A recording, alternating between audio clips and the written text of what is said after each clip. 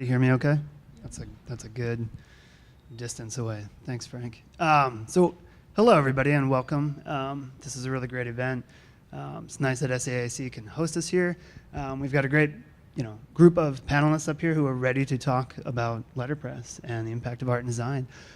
So I know you all have programs, and you know a little bit about each of them, each of us. I'm not going to go into any lengthy introduction. I just want to say hello and welcome. And I'm just going to jump right in and start this discussion. We'll keep it casual. If we have time at the end, we could potentially do a little Q&A, but depending on how that goes, we'll see where we are at the end of the evening, and I will kick it off. So again, welcome. So to my friends up here, why do you feel artists and designers gravitate toward letterpress? And that's open to anybody to start it off. That's a loaded, big question. I know why is that on? Yes. Okay. I know why most of my students come, and I think part of that is the current generation is fairly disenchanted with only working digitally. They find themselves yearning for something a lot more tactile, and they walk into the shop and they kind of see all this old stuff and they smell these smells of ink and solvent, and although not too much solvent. And then they realize that this is something that they can not only do with their hands, but that it slows down their quick attention that the culture that we are now in really drives forward. And then they can, I think more clearly. Slowing down helps them think clearly. Picking up a piece of type that is sculptural and makes an impression in a piece of paper helps them understand the nomenclature of what designers have been using for so long. It's extremely satisfying to do it. It's fun. I'm going to stop because I keep talking. Those are a lot of reasons. Well, Cathie just said a lot of what I was going to say, of course. But in addition to what I think students come for, which is to kind of get away from computer design and kind of the flatness and the kind of sitting downness of the computer design, there's also people who are interested in writing their own pieces and assembling letters together to make words that they've written themselves and printing them on the press. And it's an immediate gratification kind of thing, but not the kind that comes out of a laser printer, but the kind that is more physical, I think.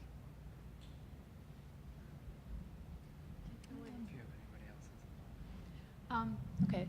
Well, I think a lot of what you all have said, basically, I agree with. As an educator, my students have some of the same impulses of attraction to letterpress. But I think even when I look at designers in general in the world today, I think there's sort of a sense of nostalgia that kind of our world is going through, and that's kind of a loaded word, but I think it's a word that is appropriate because there's so many people in all kinds of walks of life yearning for times past, right? So, people are wanting to go to like a better place somewhere else. So a lot of designers are drawn to this place of going back to working with mechanical things because there's a connection to where their craft comes from.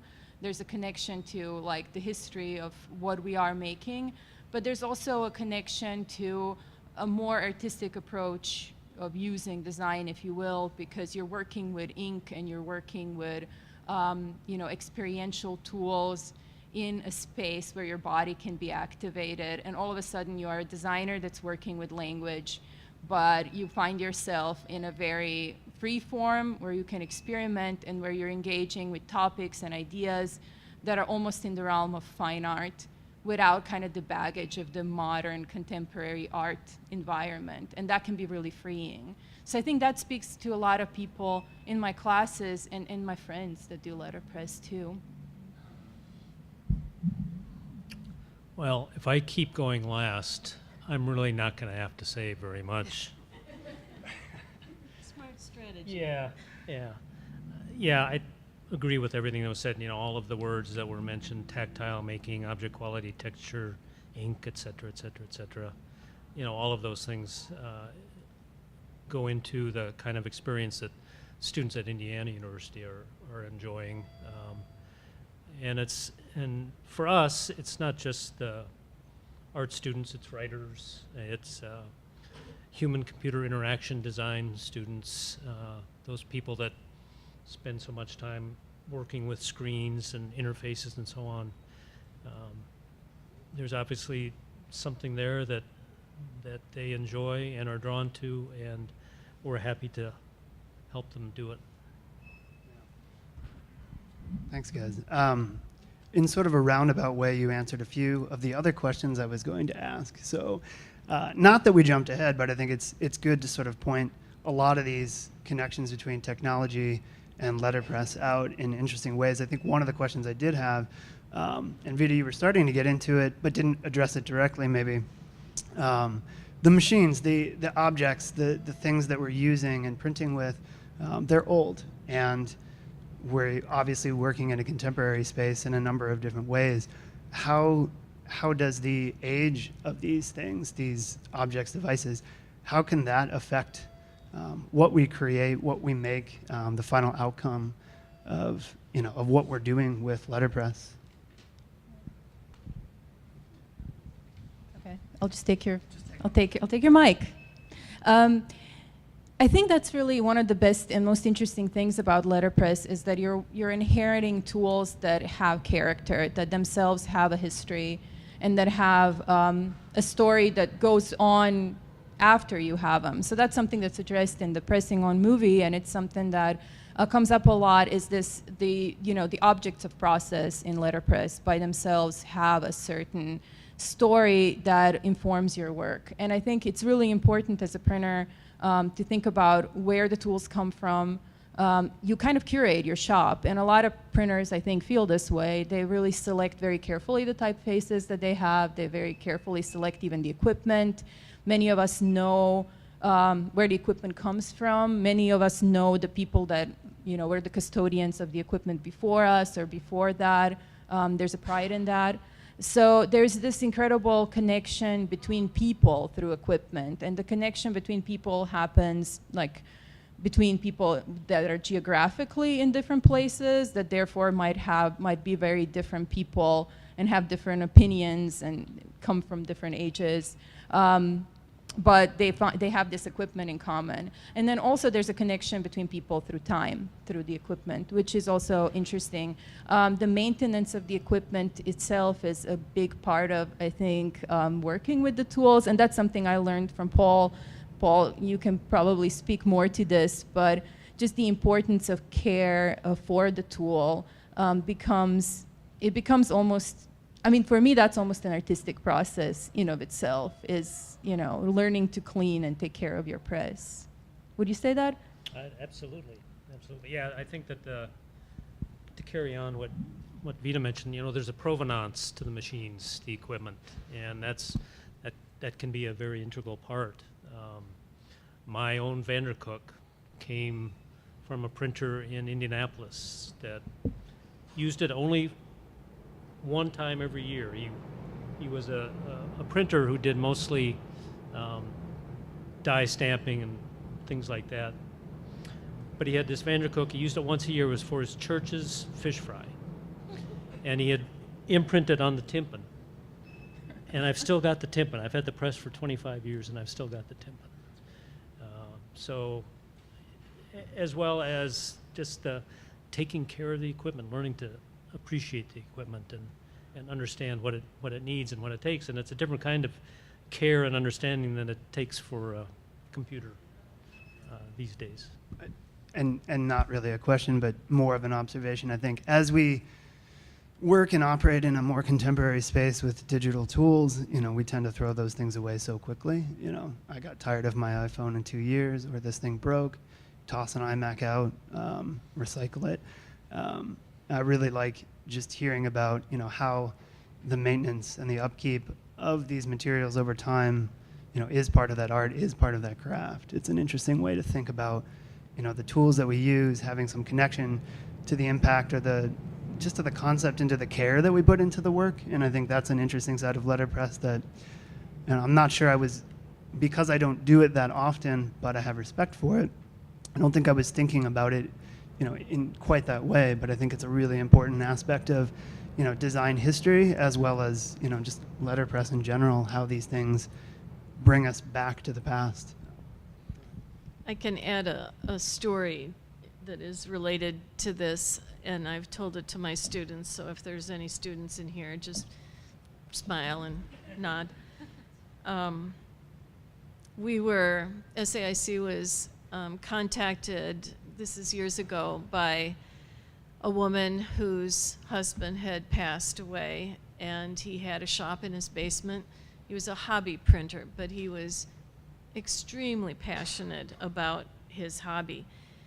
And he had, this is the John Sullivan collection, he had documented in his little handwriting in a notebook where he had purchased every font, the cost he had paid for it, obviously attentive to his holdings. And since he had passed, his wife asked if we wanted it. And so over the years, I've done exactly what I did, rented a truck and took some students, and we went and collected it and brought it back. And he had so beautifully laid all of this type into his drawers, nick up, face to the left, just gorgeous, that I didn't feel I should take it out of his drawers, and maybe if there was some other 12-point Palatino in the shop, I wasn't going to add Mr. Sullivan's to our existing holding. I just wanted to keep Sullivan collection intact, and so I did. And amazingly, maybe a decade later, a young woman came into the shop one day and asked, or said to me, "Hi, I'm so-and-so. I heard that my grandpa's collection of type came to SAIC.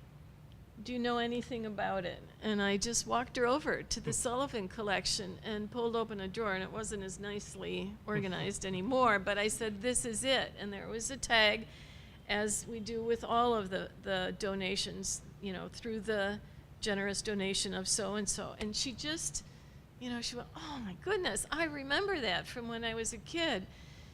And then she emailed all of her family to say, and send pictures, "This is Grandpa's stuff." So it connects those generations.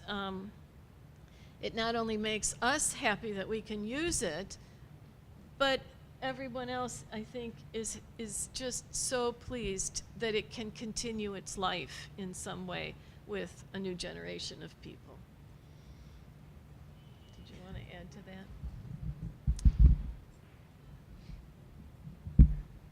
Well, I agree with what everyone has said so far, and I would say also that learning to take care of equipment, that letterpress equipment that you own, is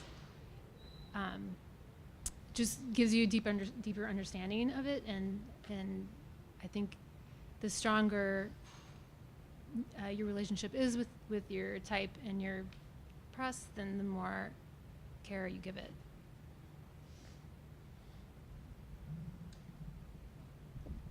Thought you were going to say more. No, but I do think that's a great connection with, thinking of your tools as something that is special as part of that process. And it's something that I do feel is lost in the way that we work, on computers and in a digital space. And again, like I said earlier, it's just a side of it that I wasn't thinking so much about.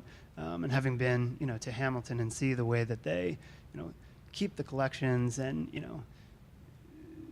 kind of curate that in that way, it's really interesting to just think about how, important that is in that aspect, of time and as a generational connection to what's been done and where we're going to with design and using letterpress. I want to come back to it again, but other interesting ways that letterpress in the 21st century can be combined with technology. Any stories, any experiences? Have you seen people doing interesting things, or things that just sort of perk up your ears and get your eyes open a little bit to how letterpress is being used, maybe in a more contemporary context, in different types of fabrication, different ways of printing with it. Really just curious to hear what you've seen and what's interesting to you as that carries forward into today. You want to start this one, Paul? Sure.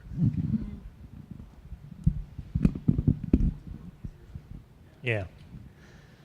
Well, certainly, with CNC routers and laser cutters and so on and so forth, there's ways to produce things now that can be printed on a letterpress printing machine. About all you have to worry about is just to make sure you get it to 0.918 inches. Of course, unless you have a universal 3, then you can raise and lower the bed all you want. But and so that allows for so much. I've certainly seen type that's been produced. I've certainly seen cuts that have been produced using that technology, those kinds of technologies. And I think a lot of that, there's going to be a lot more exploration to come with that.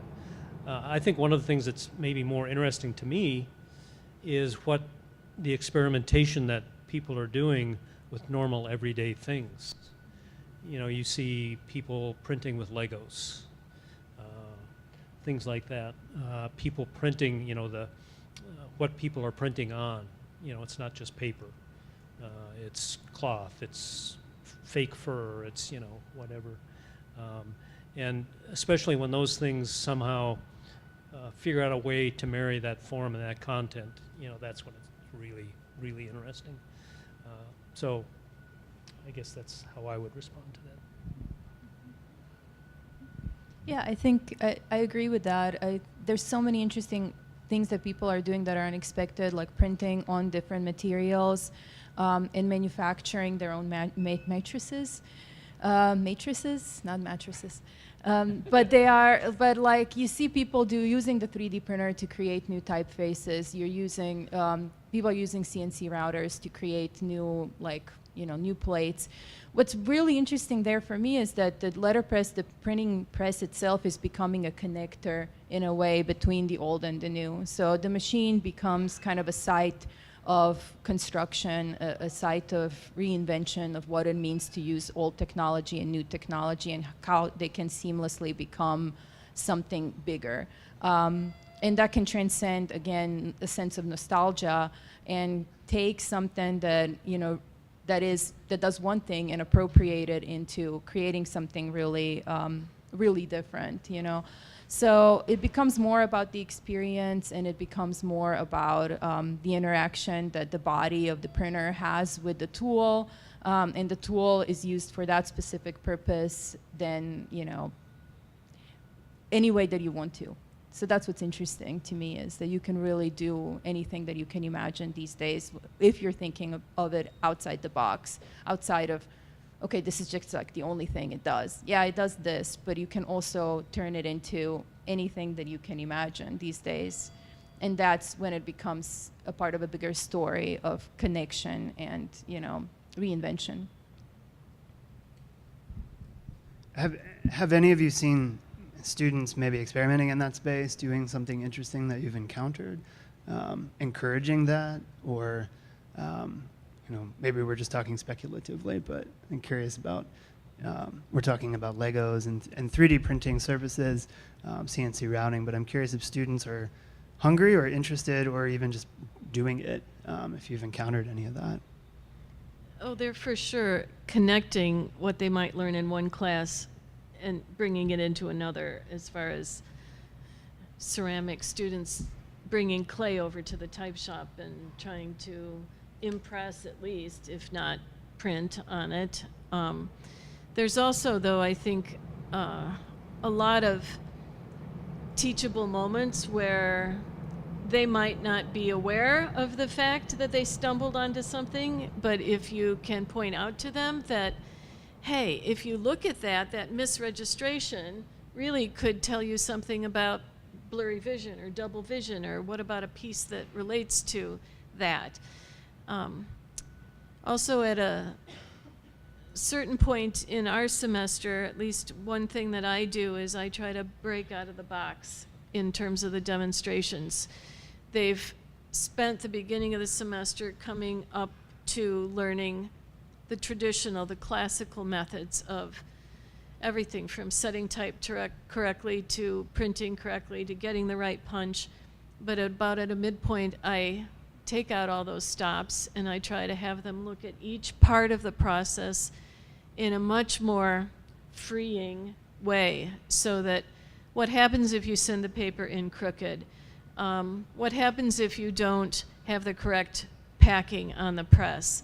What happens if you turn the furniture over? Stacy was one of the first that I remember turning furniture over and printing on the back of it or rather lifting it up, I should say, and printing the grain on it. There's lots of everyday things that have not been traditionally explored. So the new technology and the new tools can certainly take us in an exploratory direction. But I think there's things in that shop as well that can be looked at with fresh eyes and that can make images or text in ways that you might not have thought of. You can take a big piece of wood type and flip it over and print it cropped on the page, and all of a sudden you have a boomerang. I mean, there's lots of ways to do things if you're seeing it with a creative eye.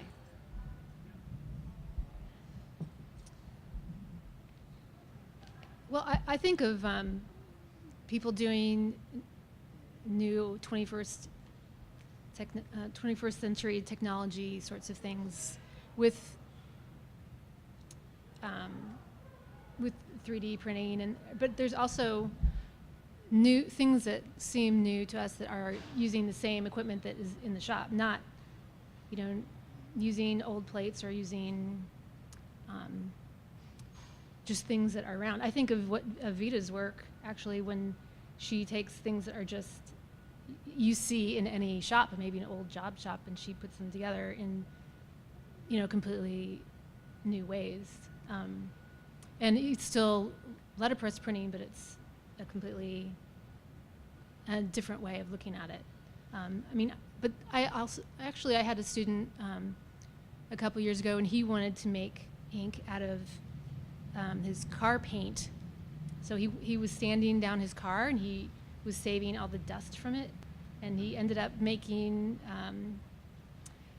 he went out to Graphic Chemical in Villa Park and talked to them about making ink, and he ended up printing a whole a limited edition of this Car insignia. yeah, his car was called the limited edition, and he used the paint from his car to make ink, which he then made a limited edition that was called limited edition. So that was pretty cool. Yeah, it's one of those things. I think about letterpress, right? And thinking about using those devices as the objects, but right, you start to think about the ink and how that can conceptualize or begin to create a deeper concept in the work, in what you're printing with and what you're combining with it. That idea of sort of turning the ink idea on its head is really great. Just thinking about that. Handmade paper has been also like that as well. If you have the ability to make handmade paper, you can use your dad's intern pants to make paper about a book that you want to print about your dad as a physician. Or you can collect the marigolds from the field that you walked through when you got married. Paper has traditionally been doing that, but ink is less common. Yeah. So, change gears just a little bit. Part of the question earlier we sort of addressed as a generational thing. Historically, maybe if you want to believe this or not, historically letterpress was more of a considered maybe a male pursuit. And as seen in the film, they portrayed it as having a stronger female presence, and I'm curious what you guys think about that. You don't want to go first on this No, one. this one, no. Paul, this is all you. Well, I will go first. So there. So the classes that I teach, letterpress and graphic design classes, I would say a higher percentage of women, and they're doing just as wonderful work as anyone else is, if not better. I'm going to tie this in with the question about technology perhaps a little bit, but I had a student in letterpress class a couple years ago who was actually a textile student. And in the class, she ended up sewing into the broadsides, which was just an amazing idea, an amazing combination. It's the first time I'd seen it, and she is going to go on and do wonderful things, not because of that, just because that's the kind of mind that she has, is to do things like that. And then she also designed and hand cut out of linoleum her own typeface that was stitching, which she then used on broadsides. So I guess I kind of went off tangent a little bit there, but Yeah. That's why we're here.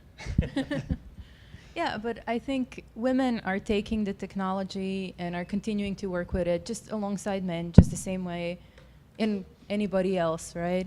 So I think people are working with this equipment in new ways that kind of reflects their identities as is appropriate. But so definitely, you could say that I think the voices that are more present, like female voices that are more present, kind of follow what's happened in our society in general, where women are more involved in everyday life and have more of a voice. But I think also the equipment does lend itself particularly to somebody that's interested in the matters of body. And perhaps women have more of a body awareness in some ways, because their identity is so closely tied to the shell that they find themselves in. And this isn't maybe just female specific. I think a lot of people really wonder about how their body determines who they are. And that relationship of your body to the machine in letterpress printing for me is a constant and is really important, because your body becomes an extension of the machine becomes an extension of your body when it's generating the work. There's a real connection to the equipment in that way. Not only are you physically holding all of the type, but also you're in a lot of ways performing, even dancing with the carriage, if it's like proof press, Vandercook proof press, the one that is often talked about, and certainly my press. So all of these things for me have a relationship to somebody that's interested in how they are being perceived as as a body in space. And I think for women that's they're so often defined with how they are seen. But just to just one more thought, in the movie we see all these different people connecting to each other. You see people that maybe normally wouldn't talk, they have relationships. And I think that's one thing about letterpress medium, especially that's been interesting to me and that drew me to it, was that I became a part of a community that I necessarily wouldn't have belonged to had I not been working with this equipment. And it enabled me to get to know people and talk to them that I maybe normally wouldn't have spoken to otherwise. And they perhaps perceived me as somebody worth talking to more because I knew about this, whereas otherwise I would have been just like, an Eastern European girl with like potentially Comi accent, you know what I mean? So I think that in that way it transcends your identity, and maybe that's interesting to women. I don't know. What do you think?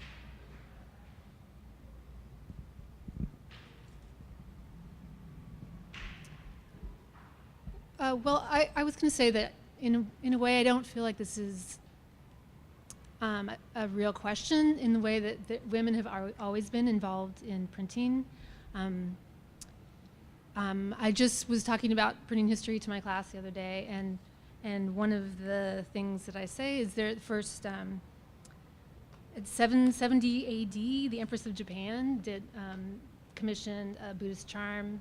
1 million of them were printed. It was the first woodcut that we know of in the world, and she was a woman. I mean, there were female typesetters, nuns who were setting type. There were female typesetters for the Encyclopedia Britannica. But maybe we don't look at history, we don't look for women in history in the way that we could. And I mean, yes, I do think there are a lot of women doing great work now, but there are also a lot of men doing great work in letterpress printing.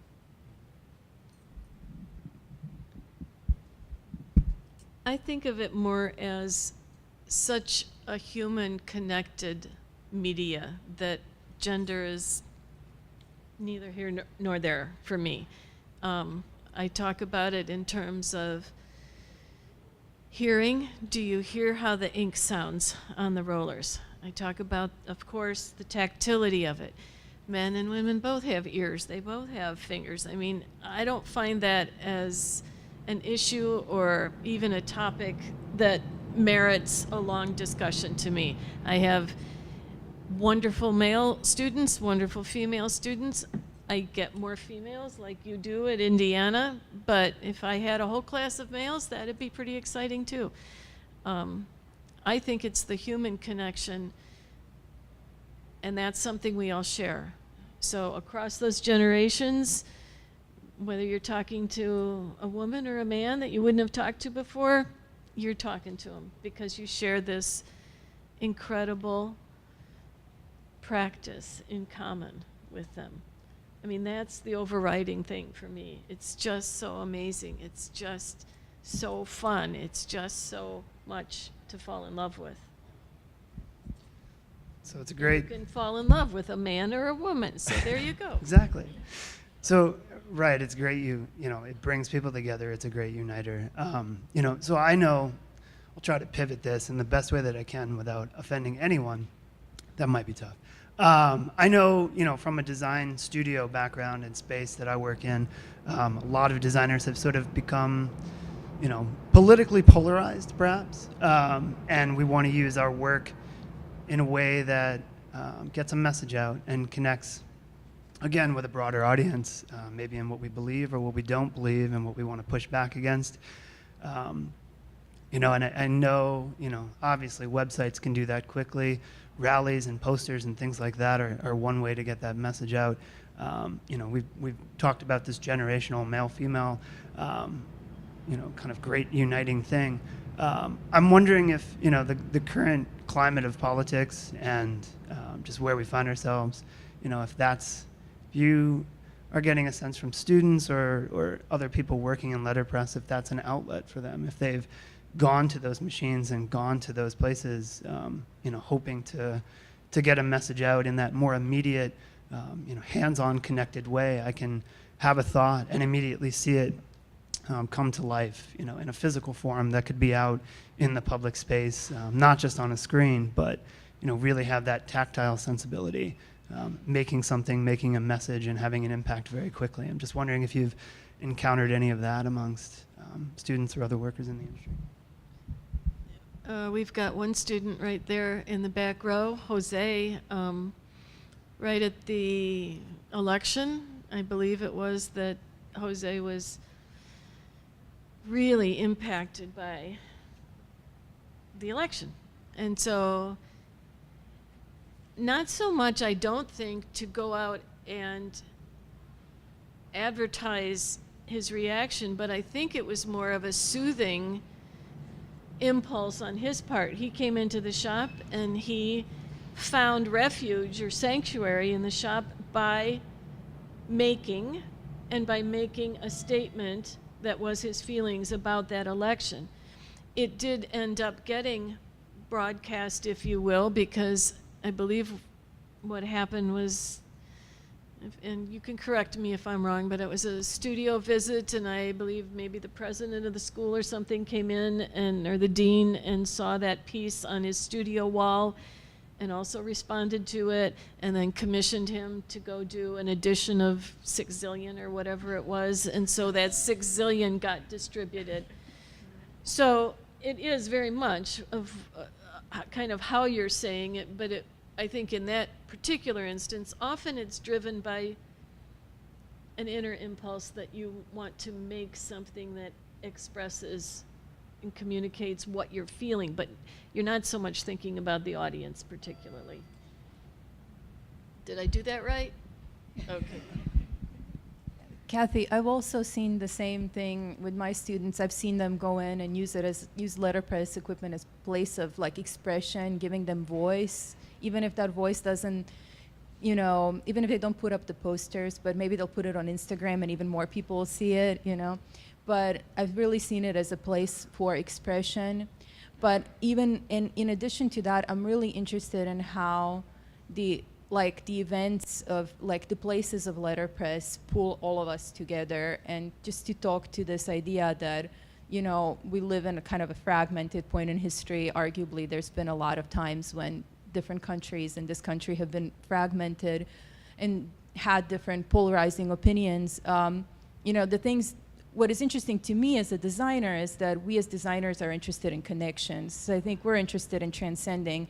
Yeah, we're interested in communicating, so even, and that could be really hard if you're talking to somebody that doesn't share your views. And it's much easier to talk to people that do share your views, and then you all can just talk about it.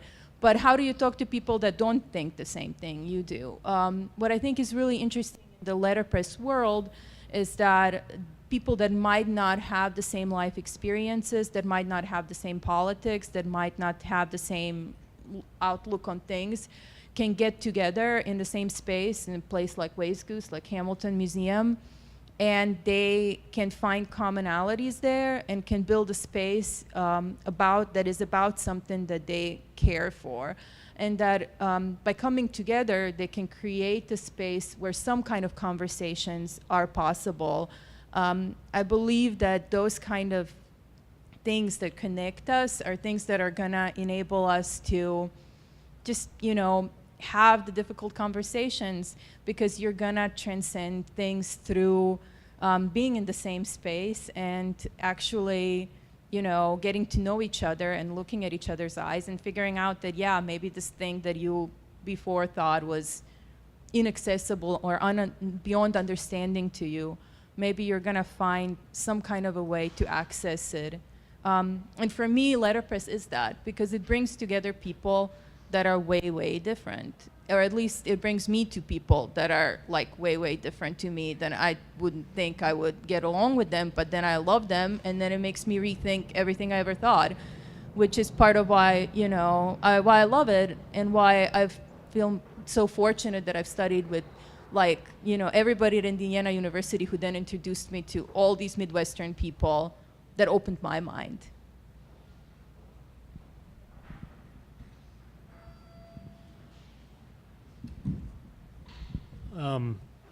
An experience that I had at Indiana University wasn't after the election, but before the election. Our program in design, there's an emphasis on social responsibility, civic engagement, that sort of thing. And one thing that a bunch of students did for the last election was, prior to the election, get out and vote posters. And the idea was to try and engage students to go out and take care of their civic responsibility. Well, let me see. How do I want to? Maybe I'll ask a lighthearted question. I'm always curious. I have my own feelings and opinions about it. But getting to talk to you all tonight, it's a really light question, but deep impression versus light impression. I don't know. Maybe that's the question everybody asks you. But obviously, where we are now with the technology and what we can do and ways you encounter or experience letterpress, probably really different than, the original intention. And I always wonder, obviously you pick up a wedding invite, or you're designing a wedding invite, and you're designing it for that tactile feel. You want that deep impression. You want to sort of feel the tooth and the texture of the paper, and the bite of the letters, impressed in there. And obviously that's happening in a very different way. But I'm just curious, if you have thoughts, they can be, it's great or it's terrible. And I hate this question. That's fine. But I'm just curious to hear what you guys have to say about that. I'll go. So I printed letterpress books for 16 years. So I come from a place where the deep impression is not really a thing. So since you're printing on both sides of the sheet, and I wasn't really interested in getting a deep impression. It would go against the whole look of the book. And I understand that the KISS impression is about preserving the materials. So I think that is the way to go when you're in a shop where you're reusing all the same metal type. But then, of course, if you're in a place you're using photopolymer, and there's the appropriate use for that, of course. Yeah, it's one of those things. So everything on the table. I teach a type class. It's a foundational type class, and we've done, letterpress printing workshops just to get students familiar with, a lot of the tools that we use and where a lot of those rules do come from, respect for space and the actual amount around a letter, and being able to print in that way. It's something that we never really do. We're not really printing on two sides of the paper. We're printing on one. So all they want to do is roll that roller over as hard as they can and destroy the wood in any way possible. But yeah, and you have to sort of explain. There's two sides to that coin, and they don't want to listen to me, but that's okay. They want to feel that in the paper. So I think I know the answer to this question as we've sort of talked through it, but is letterpress mostly a trend or a fad? You can answer how you want. The other half of that question is, how do you see letterpress surviving into the future? But I would say, I would turn that around a little bit and say, how do you see it thriving? Where do you see it going? Just, a really light question. Well, I think my commitment to teaching letterpress is a contribution to trying to make the young people aware of how important this is to carry on. And they do that for us. I mean, look, there's a front row of beginners and there's a back row of people that have gone through it already. There's people that have bought presses in here from taking the class. There's probably people that will be buying presses as soon as they get a place that they can put the press in. I think that's one of the most wonderful things I can see about being an educator in letterpress is I'm doing my best to acquaint them with how incredible this is, how important it is to keep going, and provide them with the knowledge that they need to find the stuff, make it, keep it fixed so it's working, and, do it. Love it and do it. You can take that if you need to. Yeah, it's okay. It's all right. Letterpress person. Yeah, it is. We could invite them to the panel. They could talk about it. I don't know if anybody else had a thought there. I agree with Cathie, and one of the reasons I enjoy teaching so much. I will say, however, in terms of the future of letterpress, one of the things that really concerns me is what's happening in higher education in terms of funding and so on, and then the decisions that are made about things like letterpress equipment. A case in point is the Silver Buckle Press in Madison, Wisconsin. it no longer exists where it was, and it all had to do with economics. Certainly there are institutions that are purchasing equipment, but I think that stress, that economic stress, is just going to continue to get greater. And I think letterpress is going to find it tougher as we go on to exist in that arena. And without that, I think that a lot of people that might have gotten into letterpress will never have the opportunity. So that concerns me a great deal. Just to end on a lighter note. Yeah. Yeah, well, just to speak to that too, I have the same concern as an educator, and I think we are now shouldering this responsibility of articulating how letterpress is important to our current students and how we can preserve the craft going in the future. And in a way, I think letterpress printing has to find a way to speak about what it is that we're doing in a conceptual and interdisciplinary way if we want to survive. I mean, it's driven by economics, but maybe that's a worthy challenge, because I think printing is uniquely positioned, in the history of Western civilization as like a carrier of all knowledge. So this is an opportunity for us as printers to really articulate what it is that we're passing on and teaching, which involves all of these aspects of care and presence and communication and connection and many other things that were brought up tonight. There's also a lot of strategy that has to come into play in something like this. Letterpress has waxed and waned over time, and again, speaking from my experience here at SAIC, we went through kind of the same thing, that there was a time when there was no space for us here. It was space rather than economics first. And so finding another space and convincing the powers that be that it was relevant to both the artists and the designers, that it was relevant to sculpture students, all the interdisciplinary people. We even had to get on board the faculty in all of those departments so that we opened their eyes to how they could participate in letterpress. And it was an opportunity, but it was a challenging one. You almost have to be a fighter, I think, to keep letterpress going, but a strategist as well. If you're savvy about, well, how are we going to convince them? Let's line up our arsenal and present a good case. And I mean, sometimes it won't work because the budget is the budget, but other times it might work. And we managed to do that. And we're still here.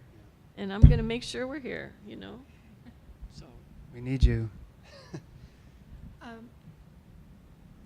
It's sort of not really about higher education or maybe a little. In the film, there was a mention of the Smithsonian Museum in DC and how they own a large quantity of printing equipment and how it's in storage and it's inaccessible. And I think, Cathie, you should take that on, or someone should take your advice, and I think people should talk to the Smithsonian and tell them that they should release their imprisoned letterpress equipment and either sell it off so people can use it again, or they should have its own space. It should have its own space again. Or we could steal it. Steal it, yeah. I mean, if they did open that up, where might it go? Well, there are other printing museums in the United States. I wouldn't want it to leave the United States because, but otherwise I don't. Well, Hamilton is also a great example of striving to make this work for them. And what was it, a Kickstarter campaign they did, or was it a more universal kind of and get a new space, and now it's a museum and a working studio set, so it's It's not just in storage. You can go and learn about it, but you can also work on it. I mean, that'd be a great use of the Smithsonian stuff. Special. I'll say thanks to everybody up here. Seems like that's it. Thank you. Thank you. Thank you. Thank you, guys.